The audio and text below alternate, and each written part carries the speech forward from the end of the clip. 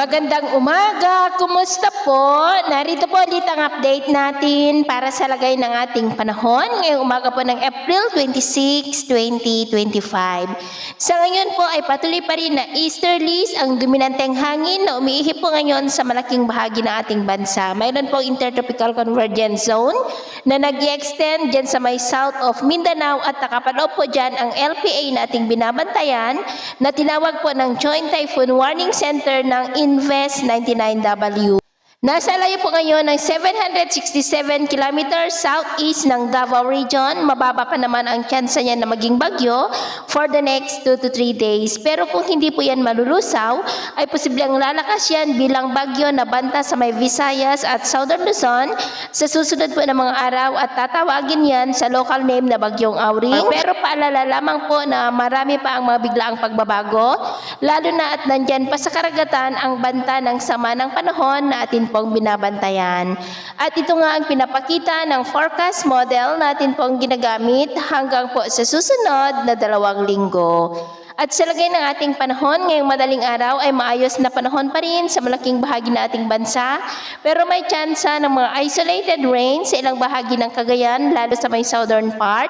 Rojas, Tabuk, Quirino, and nearby areas, Catanduanes, Legazpi, Sorsogon, Romblon, northern part ng Palawan, Cebu, Jagna, Borongan, Siargao, Dinagat Island, Bislig, Tawi-Tawi, at Basilan. At mamaya po ay sisikat naman ang araw sa malaking bahagi nating bansa.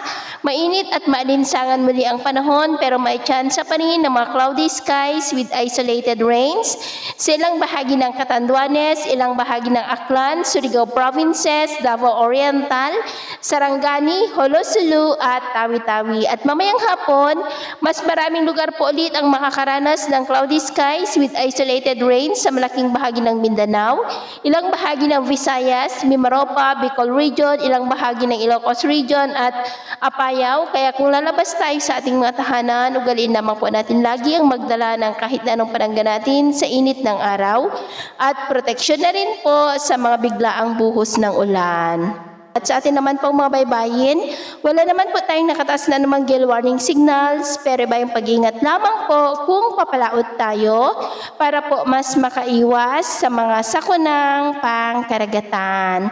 So, ito muna ang latest update natin sa araw na ito. At ako po muli si James na nagsasabing sa kahit anong pagsubok po na darating sa ating buhay, huwag na huwag po tayong mawawalan ng pag-asa. Thank you and God bless.